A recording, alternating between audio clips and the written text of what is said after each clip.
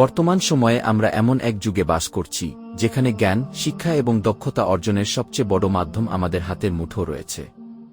সেই মাধ্যমটির নাম mobile phone. কিন্তু দুঃখের বিষয় হল, আমরা অনেকেই এই মূল্যবান জিনিসটিকে শুধু বিনোদনের জন্য ব্যবহার করছি।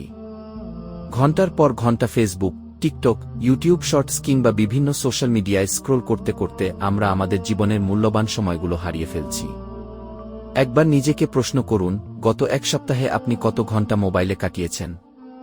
আর সেই সময়ের মধ্যে কতটুকু সময় আপনি নিজের উন্নতির জন্য ব্যয় করেছেন? হয়তো উত্তরটা খুব আশাব্যঞ্জক হবে না। কারণ আমরা অনেকেই জানি না যে প্রতিদিনের এই ছোট ছোট সময় অপচয় একদিন আমাদের বড় আফসোসের কারণ হয়ে দাঁড়ায়। মনে রাখবেন, সফল মানুষ আর সাধারণ মানুষের মধ্যে সবচেয়ে বড় পার্থক্য প্রতিভায় নয়, সময় ব্যবহারে। একই 24 ঘণ্টা সবাই পায়। কেউ সেই সময় ব্যবহার করে নিজের ভবিষ্যৎ গড়ে তোলে, আর কেউ সময়কে অবহেলা করে ভবিষ্যৎকে অন্ধকার করে ফেলে। আজ যদি আপনি প্রতিদিন মাত্র 30 মিনিট নতুন কিছু শেখার জন্য সময় দেন, তাহলে 1 মাস পরে আপনার জ্ঞানের পরিধি আগের চেয়ে অনেক বড় হবে। 1 বছর পরে আপনি নিজেই নিজের পরিবর্তন দেখে অবাক হয়ে যাবেন।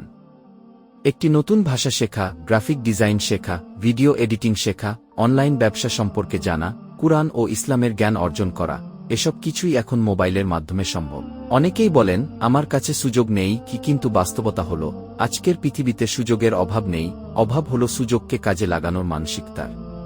আপনি যদি সত্যিই শিখতে চান, তাহলে আপনার হাতে থাকা মোবাইল ফোনটিই হতে পারে আপনার বিশ্ববিদ্যালয়, আপনার শিক্ষক এবং আপনার সফলতার সেতুবন্ধন। আল্লাহ আমাদের সবাইকে সময়ের সঠিক মূল্য বুঝার এবং সেই সময়কে কল্যাণকর কাজে ব্যবহার করার তৌফিক দান করুন।